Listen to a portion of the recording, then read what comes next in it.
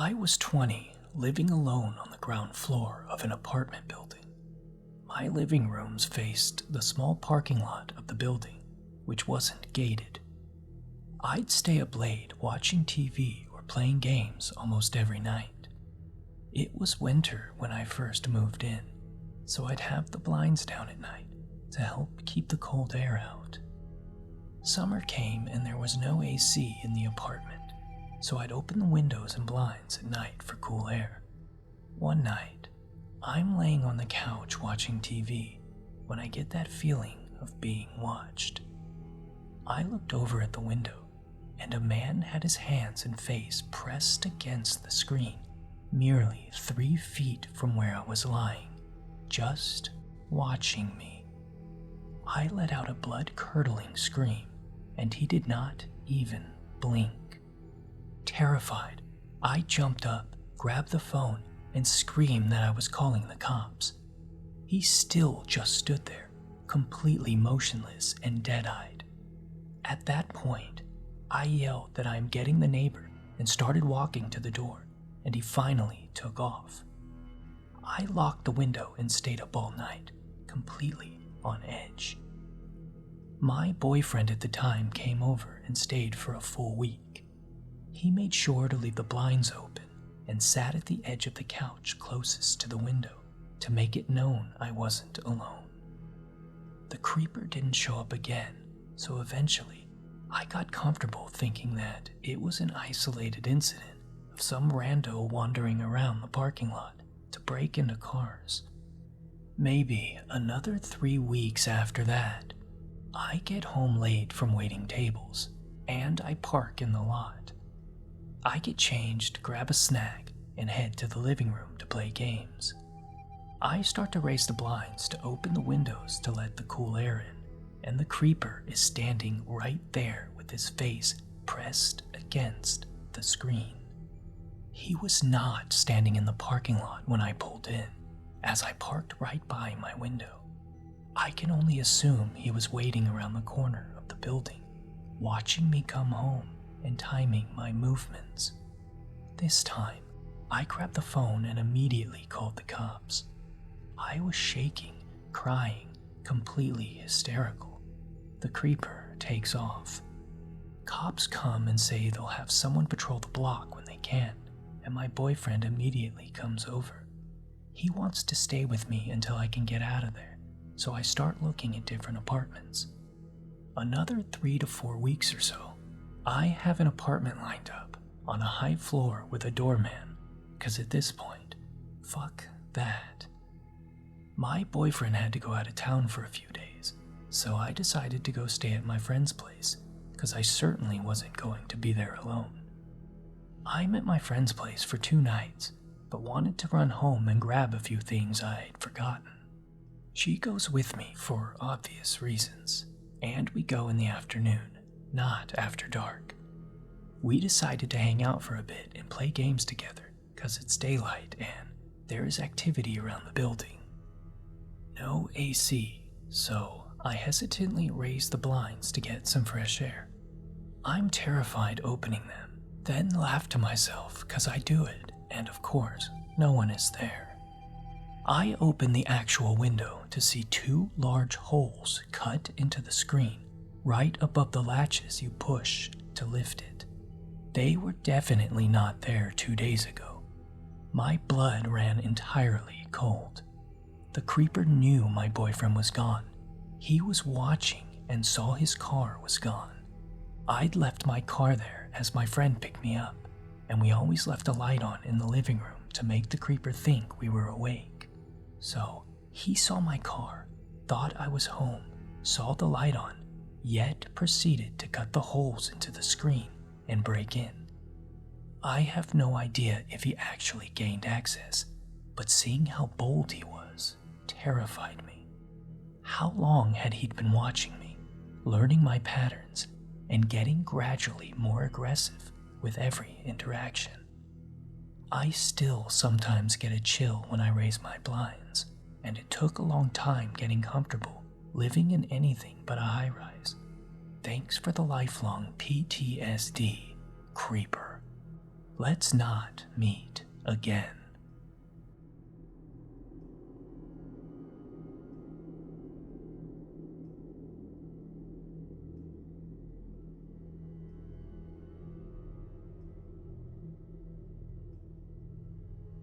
I'm a 19-year-old female, and this happened about 2 years ago. We had just moved out of student accommodation into an actual flat with my friend group of 6. The night we moved in, it was just me and one of the girls I'm close friends with. Let's call her Lucy. I had my boyfriend over at the time. Let's call him Alex. The other people who were moving in 2 weeks later, as they were all on various holidays or visiting home, so it was just the 3 of us. Lucy was in her room and Alex and I were smoking a joint in bed, watching kung fu movies. Him and I started to notice a man, around 300 pounds and 6 feet, pacing outside our window and looking in occasionally. We were on a basement floor at this time, but the windows are on ground level. Okay, that's weird, but we'll just make sure the windows are locked. 20 or so minutes pass, and everything seems okay, until Lucy runs into my room and says, "Babe, there's a man in the house. We left the door unlocked by accident." I got chills. I'm like, "What do you mean there's a man in the house?" Alex is frozen solid. Lucy and I go into the hall, and the huge man who we saw looking in the windows is in our hallway. We ask him, "What are you doing here?" And he pulls out his phone and shows us a text message from an unsaved number with our address written on it, and something about people being inside. What the hell? He tells us he's looking for his girlfriend and that she lives here. And we're like, "No, the hell she does not. Please remove yourself from our house." He says, "Okay," and then he'll phone his girlfriend. He turns his phone volume low, and he's speaking to another man on the phone, who is clearly not his girlfriend. With more urgency this time, we tell him to get out of our house, and he says okay. He leaves. We lock the door, and everyone is shaking. He's still on the phone to this man outside, and they're speaking a language we don't understand, but we can hear him getting angry. I tell Alex to please make the scary man go away, and he goes outside and tells him to shift away from the door, as he's really scaring us. He says okay, and his taxi is here. He walks up a dead-end street where no taxis can go. Again, what's going on? We tell our upstairs neighbors, who we had met earlier that day, about the whole ordeal. We'll call them Charlotte, Matt, and Rob. They inform us that the same man had tried to come into their house, insisting his girlfriend lived there. Charlotte already had a boyfriend, who we knew of, and had also met that day. Rob has more balls than all of us, and threatened him with a knife the time he came to their house, and he never bothered them again.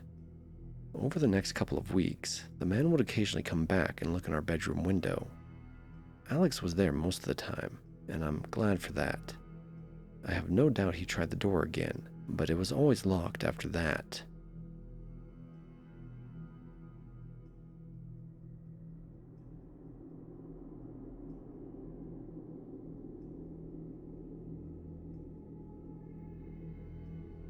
This happened 2 years ago, my sophomore year at university. I'm a 22-year-old female. This was my very first apartment, and I was so excited to be in it. My freshman year, I had lived in a dorm on campus, and before that, I had just lived with my mom, so I had never lived on my own before.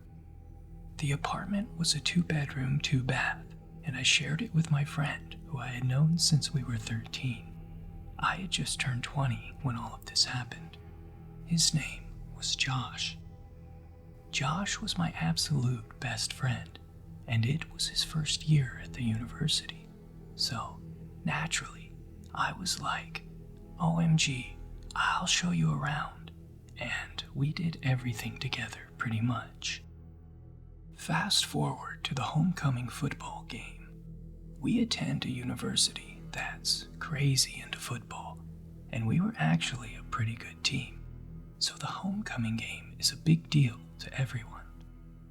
Josh was so excited to go out because it was his first homecoming game. He was going to go with this boy he started flirting with and wanted me to tag along. I don't really remember why I didn't want to go, I just didn't. Josh got mad at me. We said some dumb stuff to each other, and he left, so I was alone for the rest of the night. I had, still do, a small dog, Poppy, who lived with us. She was around a year old at the time. We actually had a pretty relaxing night in the beginning. I took a shower and put on a face mask, and Poppy and I watched TV in bed and stuff.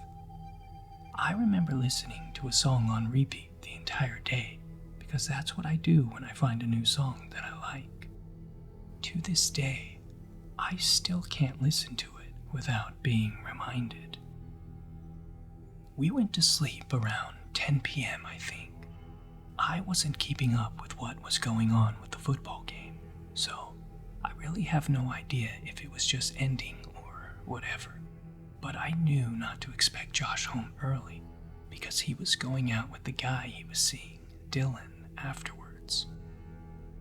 There's a strip of bars along the main roads running towards campus, and that's where they would be. That's where everyone would be after the game ended. I don't know what time it was, but I awoke to cabinets being slammed and really loud noises. It was really dark in my room, and the only thing I could see was that the kitchen lights were on. I saw the light coming through the bottom of the door. It sounded like people were going through our kitchen cabinets one by one.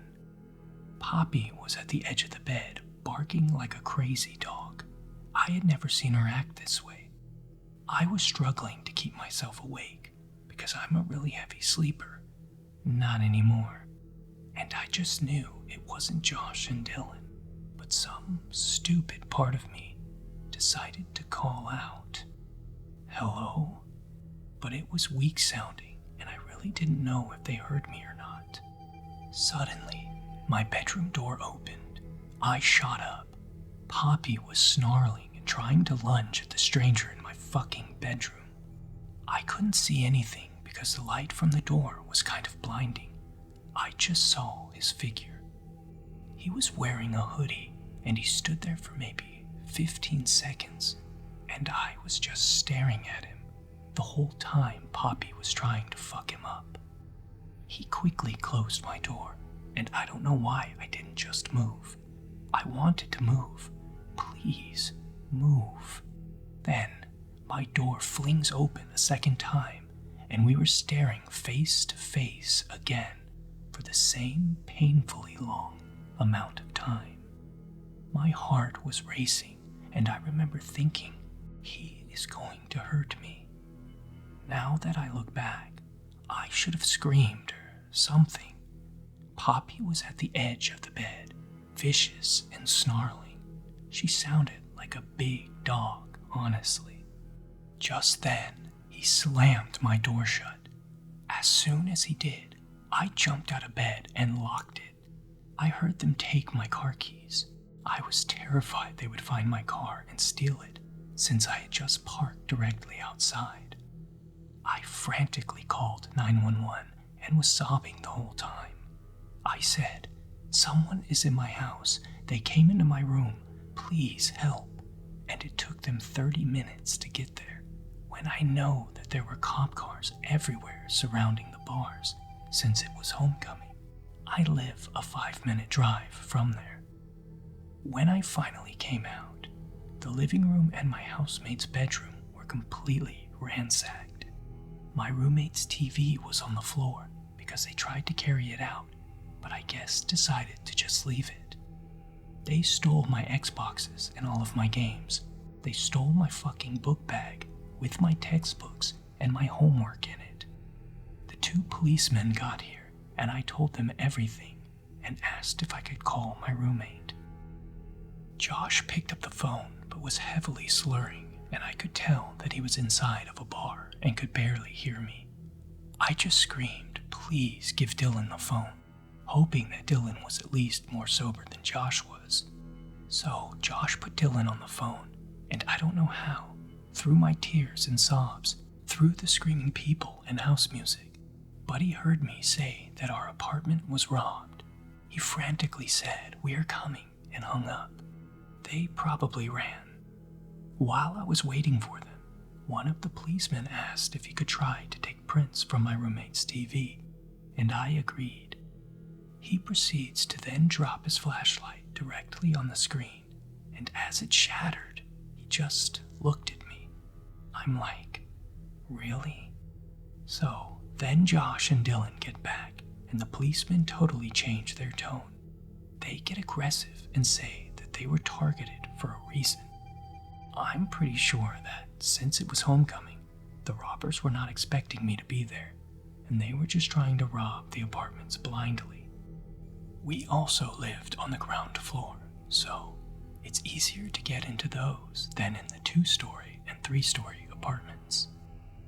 Josh is in the military, but Josh looks just like any other regular college freshman boy, and his only friend at the time were literally me and Dylan, so we were the only ones who knew he was in the military. They tried to accuse Josh of stashing guns and drugs everywhere, and that's why we got robbed. I literally was like, are you fucking kidding me? They then tried to pull me to the side and say that Josh hired people to come rob his own apartment while I was inside. They then asked me, how do you know these guys? I said, sir, I have known Josh since we were 13. We moved here together to attend university together. He just gave me a look. When they left, we got our locks immediately changed, and then I had to take the next day off of school to drive to the nearest Nissan dealership, 30 minutes away, and then wait for 7 hours for them to rewire a key fob for me.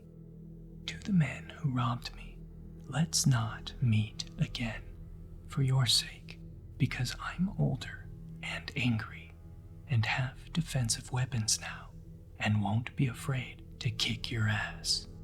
And to the cops that accused my roommate of robbing his own apartment, let's not meet again. And I hope you got fired, because yes, I did report you both.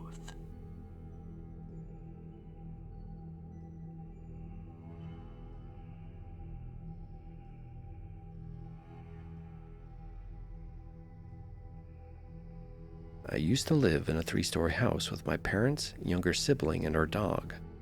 We moved into this house a few months before my younger sibling was born, and that was when we first met the neighbors across the street.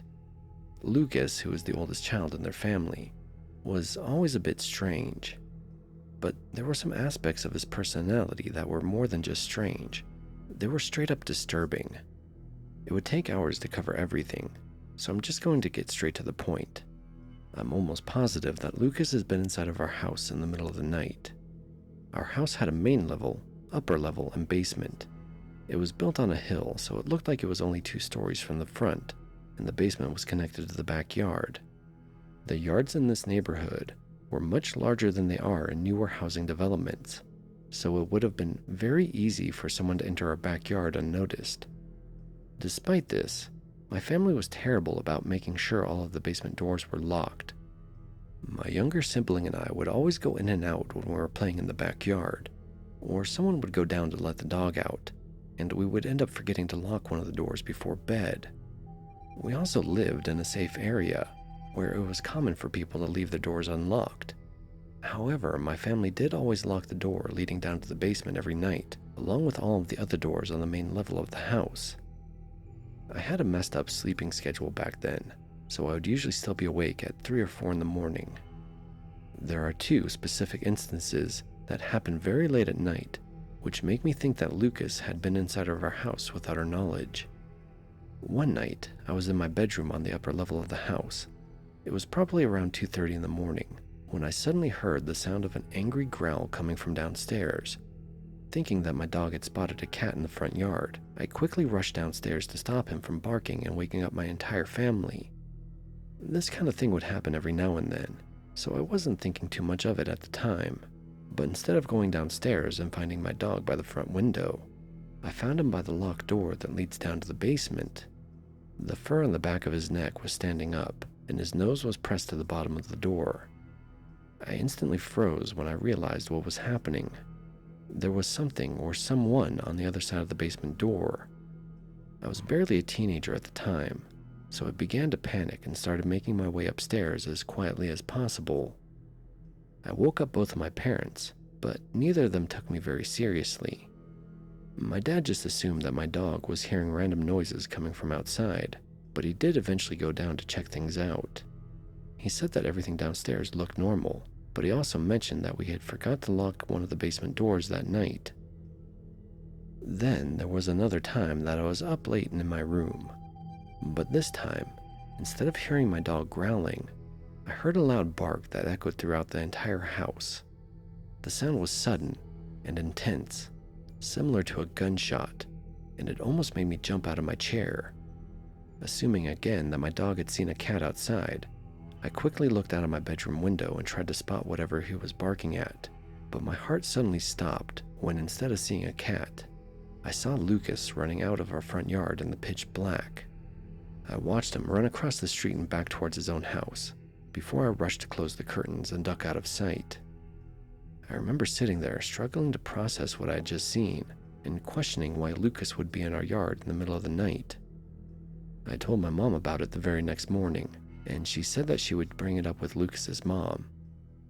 Because of these two instances, and because of other details that I can't include, I'm 99.9% sure that Lucas had been in our house in the middle of the night. If you knew the entire story behind this family, then you would also find the thought of this to be extremely disturbing. I do want to mention that this all happened years ago. My family no longer lives in that house, and those neighbors across the street are doing fine. But looking back on everything now, I'm realizing just how creepy the situation truly was.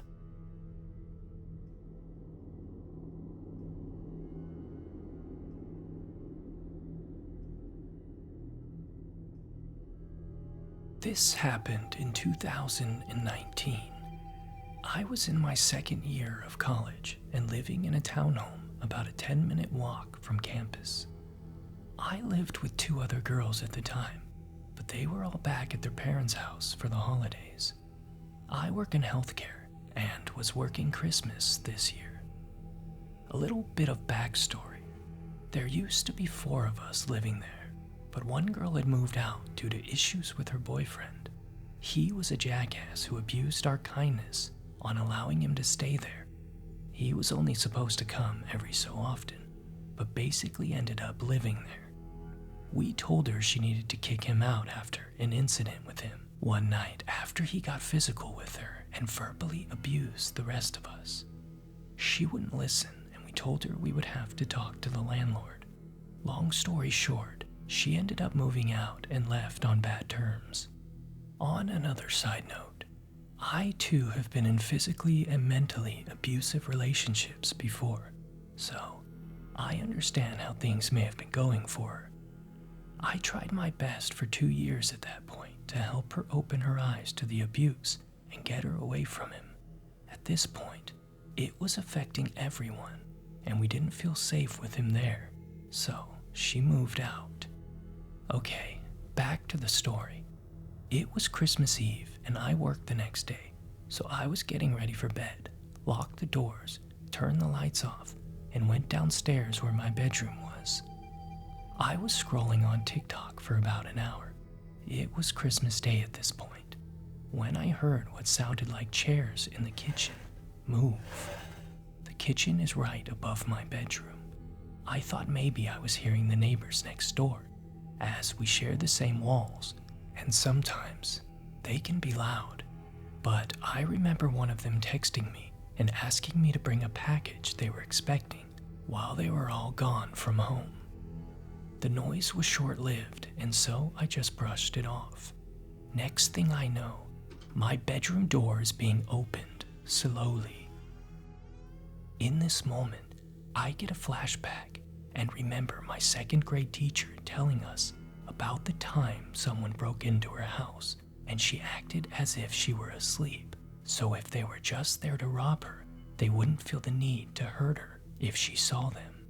But at this moment, my freaking phone screen is lighting up my scared, jaw-dropped face. so I can't act like I'm asleep. Where I'm laying in bed faces directly to the door, so we're just looking right at each other. So there I was, laying in bed and shitting myself, while this guy has one foot in my bedroom with the door cracked open. It felt like an eternity, but in reality, it was probably more like 10 seconds of us looking at one another. He slowly takes his foot out and closes my door. I sit there in just complete, utter shock. I couldn't make out what he looked like as my eyes were adjusting to the dark, again from the phone screen.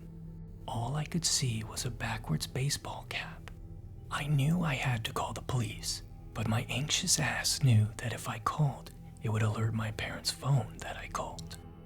Me being dumb as hell was like, well, I don't want to make them worry. Also, I was scared he might still be somewhere in the house, and I didn't know what he would do if he heard me call. So I text the guy I was seeing at the time and tell him, some random guy just broke into my house and came into my room. He snapped me out of it and told me to call the police, and so I did. The dispatcher asked me if I felt comfortable enough to go unlock the front door so they didn't have to break it down, and I told them no way in hell. I don't care if the door is broken. I'm not going there alone. A couple of minutes later, I see flashlights shining through my window. I hear the police knocking at the door and announcing themselves. They got in and asked me where I was. I came out of my room and they came and got me. They told me to wait on the back porch while two of them searched my house and one stayed with me. It was like that shit you see in the movies where they have their guns out and turn the corner with their partner and everything. They didn't find anyone, and I said nothing looked like it had been taken. They even tried to get fingerprints, but were unsuccessful. They then started asking me questions and informed me that the back door was unlocked and had no signs that it had been broken. I told them I locked it. Luckily, the guy I was talking to stayed with me that night, but I still couldn't sleep. I kept having to go check every inch of the house over and over. I placed chairs under the door handles on the front door, back door, and my bedroom. The next day, I informed our landlord, and she refused to come out and change the locks, and she never ended up changing them for the rest of the time we lived there. Every time I go to bed now, I triple check all of the doors and make sure that they have been locked. It doesn't matter where I am. I have a dog now, and he helps with my anxiety of intruders, as well as a recent purchase of a Ring doorbell. I believe it was our old roommate's boyfriend. I think they may have made an extra key for him because he was basically living there, but I don't understand why he didn't do anything to me, the house, or our belongings. If it were someone random, I don't know why they wouldn't have done what they intended, and that could be many different possibilities.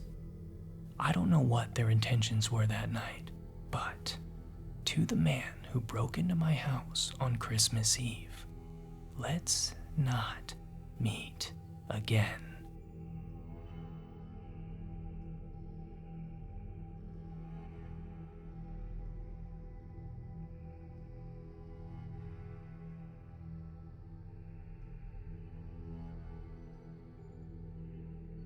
So, this happened somewhere in the 2000s when I, now 34-year-old female, lived at home. I lived in a corner 2-story house of an estate, area of semi-detached houses, and had the back bedroom that looked out into the back garden. We had a side gate to the garden that was always locked, and we had a high wall around the garden itself, which could only really be accessed from the outside if a mate gave you a bump up or on an electricity box that was about 1 foot away from the wall near the road. One night, I'm awoken about 3 a.m. and I can hear someone gently singing, speaking, and laughing as though they are directing this to someone. I assume this is just my neighbors, and maybe they had a friend over for drinks or something. I think nothing much of it and drift back into a light sleep. I continue to hear this singing and soft speaking voice, and I begin to realize it's been approximately 45 minutes and I haven't heard a single response from another voice. I think, shit, maybe someone's out on the street, high or drunk or something. There's a road to my right, neighbor attached to my left, and another estate to the back. Being a nosy teen, I get up to peek out and see. I can't see anyone under the streetlight or in my neighbor's garden, and then I look straight down into my own garden. There is a fucking man laying in my garden, perched up on one arm and swinging a butcher's knife around in his other hand, while my dogs, spaniels, roll around him and look delighted with life. What the fuck? He's singing to either himself or my dogs. I run into my parents' room and they come to see what I have woken them for. My dad, who's generally a quiet man, rips straight into action mode and grabs his shotgun and torch. This is North Europe. He used to hunt pheasants and foxes and runs straight down the stairs. He opens the back sliding door, points the torch and unloaded gun at this guy, and yells in a manly-ass voice he's never used before. Get the fuck out before I blow your fucking head off. This guy jumps to his feet, but quite gracefully, smiles and bows before jumping on our shed and hopping over the wall. We reported it, but never heard anything. Also, not sure why my dogs didn't bark at him. They would usually bark at anyone they don't know. But regardless, singing weirdo, let's not me